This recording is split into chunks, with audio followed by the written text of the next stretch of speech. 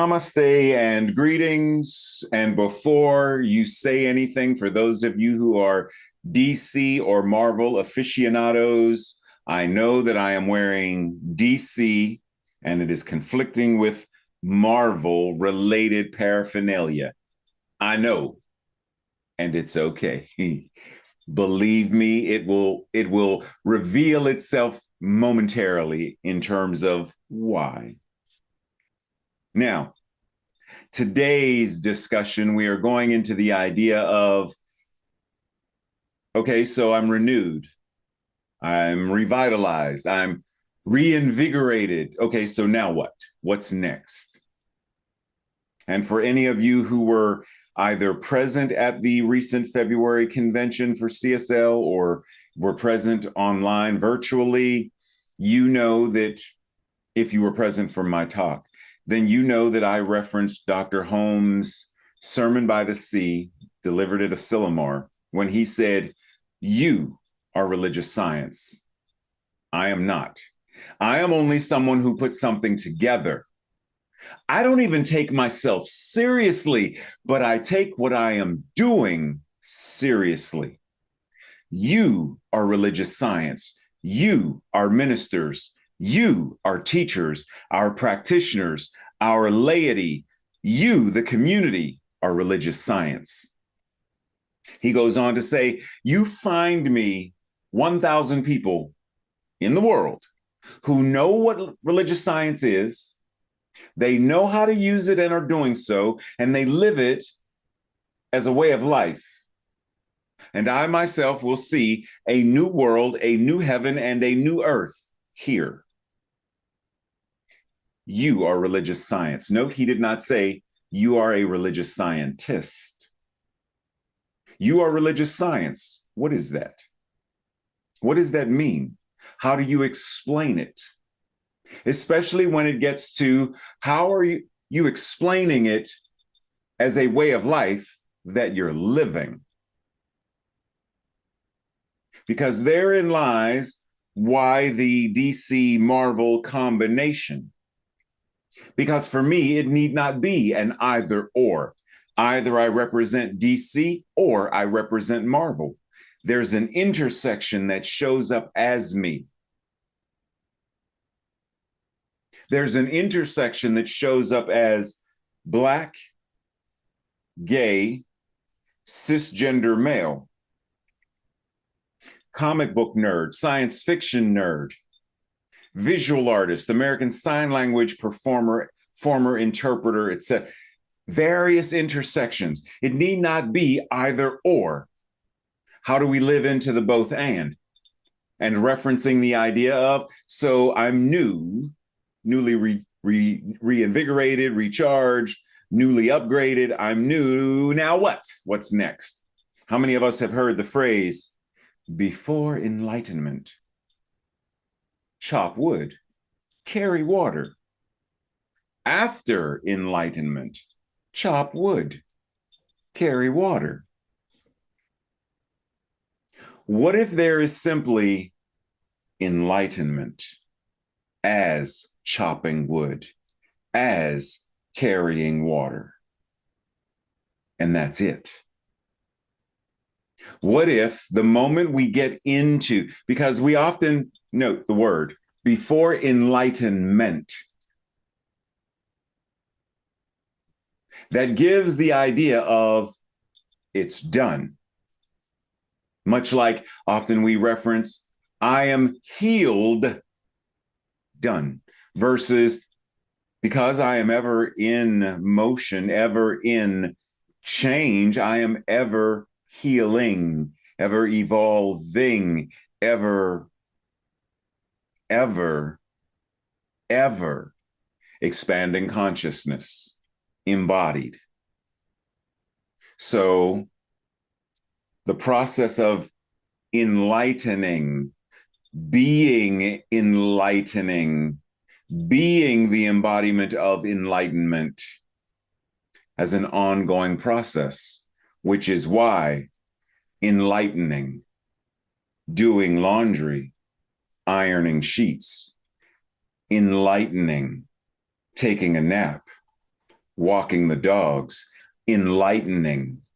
Because then everything that I am now engaged in gives me the opportunity to receive greater and greater feedback in terms of how am I showing up? Is this what I desire to have reflected back at me? In what way am I showing up as the very power and presence of love and compassion and joy? Moment by moment, interaction by interaction, breath by breath.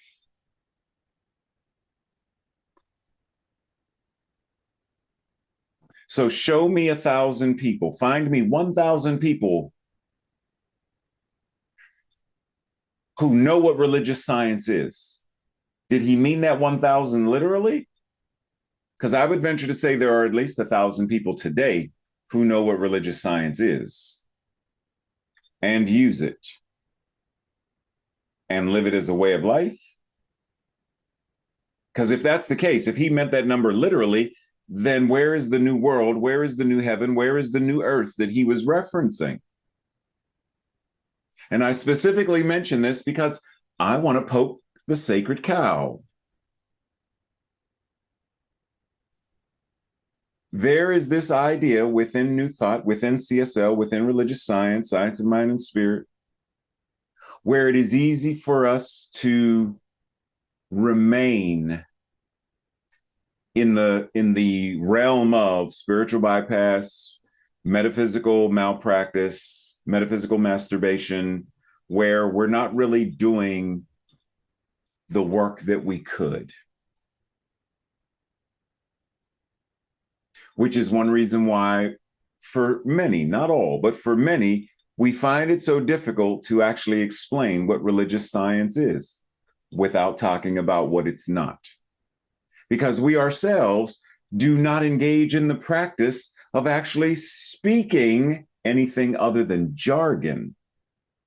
It's easy to talk about science of mind and spirit. It is the practice of, it is the teaching of Dr. Holmes. It is blah, blah, blah, and jargon and faith and consciousness and jargon versus let's get really down to it. What is it?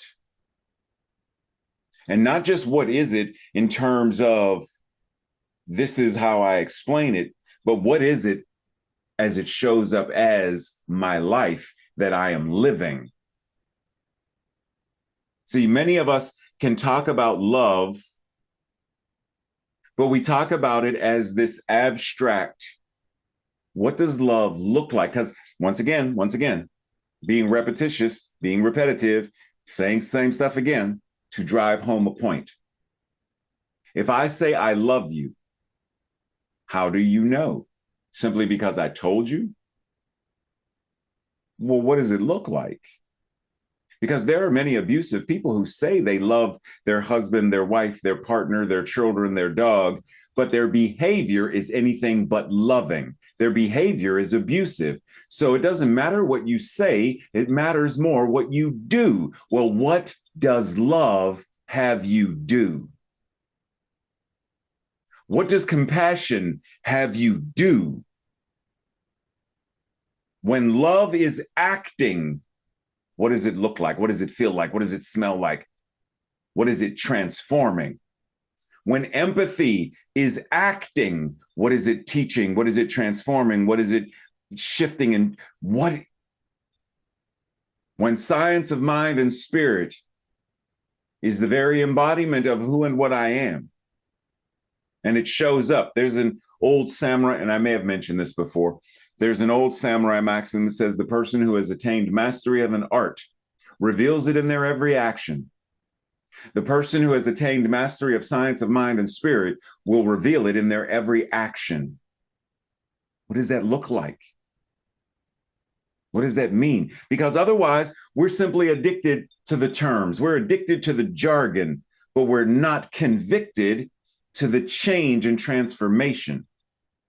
We know this from many quote unquote fundamentalist Christians that behave in the exact opposite of this Jesus that they say is their God and Savior. He represented great love and compassion, acceptance and transformation, and you are the exact opposite of that. All of your actions, It's the opposite. So we know what it looks like in a certain way. But our invitation is to say, okay, but now that I can identify, same thing as going to the paint store to get a variety of swatches for colors. This is something we even talked about a couple of months ago. I think it was back in January when I think it was Mickey that made a comment about, or I made a comment and Mickey was like, yeah, I got you. I'm right there with you, referencing seeing all the various swatches and choosing the color that, okay, there are 17 different blues that I can choose from. And that's too many choices. And it's the same thing with the jargon. It's easy to become shut down and so enmeshed in and engrossed in and entrenched in the lexicon of metaphysics that we are focused on the words, but not what the words offer. Because I can say the word water, water, water. I can say agua, mizu, vaser. I can say the words. Doesn't matter. No one can drink what I'm saying. And when I bring the glass of H2O, they don't care what it's called. Is it clean? Can I drink it? Will it?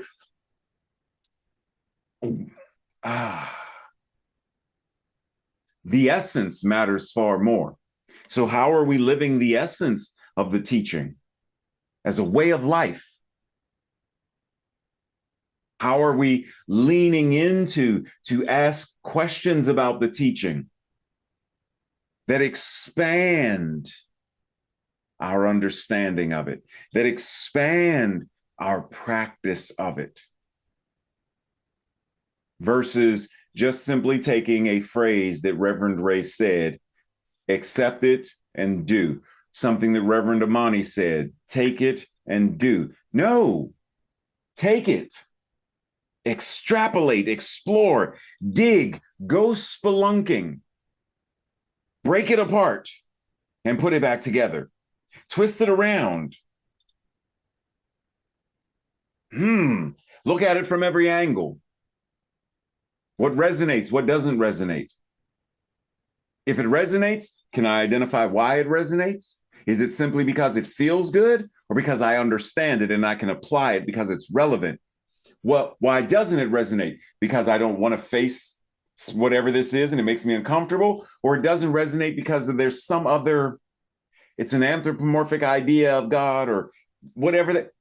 Now let me extrapolate and explore deeper, and yeah, that's not mine. It's one of the things that I often talk to my oldest son and my daughter-in-law about, because they are avid Abraham Hicks folks.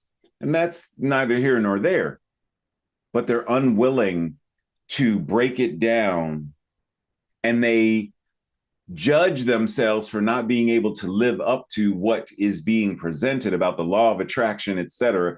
And they believe that by getting into that loop of unacceptance and whatever that is, that they fall further down the spiral of, and then I have to help them deconstruct it and get back to the truth of the matter and the practice, the applicable practice.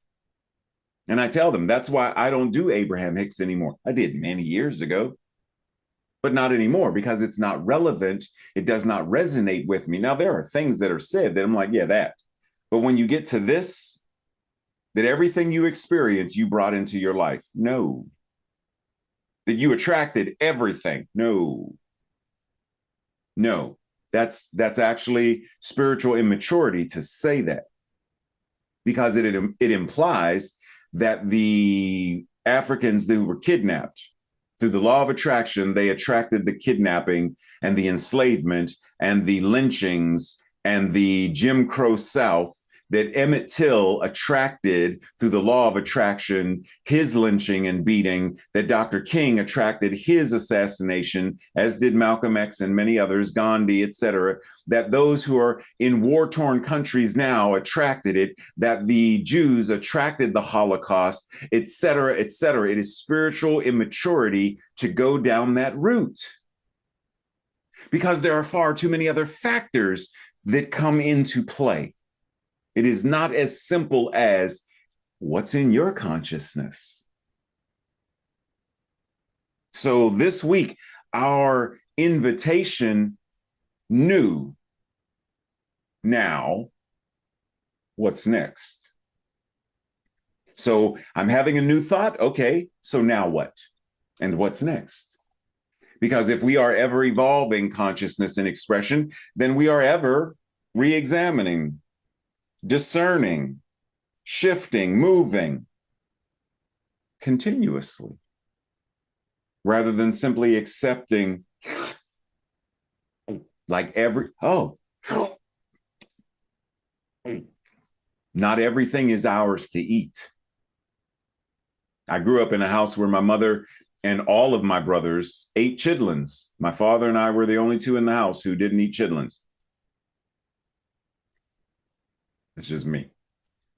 A lot of family members ate pig feet, pig ears, snout, all the stuff. I even grew up and I ate barbecue, barbecued ribs. I don't eat pork anymore, but I did then. But even then, there was certain pork I didn't eat. I ate bacon, I ate pork chops, I ate barbecued ribs, but I didn't eat pig feet or chitlins. Not everything that can be eaten is ours to eat. Just because someone preaches it, teaches it, says it, quotes it, not all of that is ours to receive, accept, and act upon.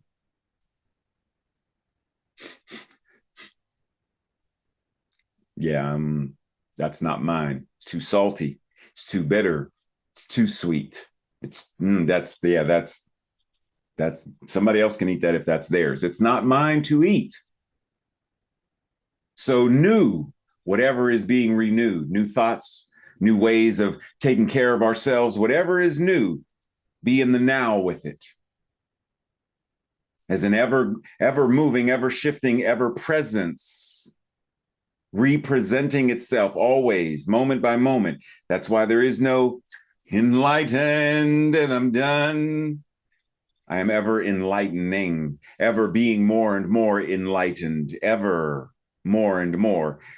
I don't love done, ever and ever more love and more loving, receiving more love, feeling more love, giving more love, more and more, moment by moment, ever moving, ever evolving, ever shifting, ever breathing, ever being.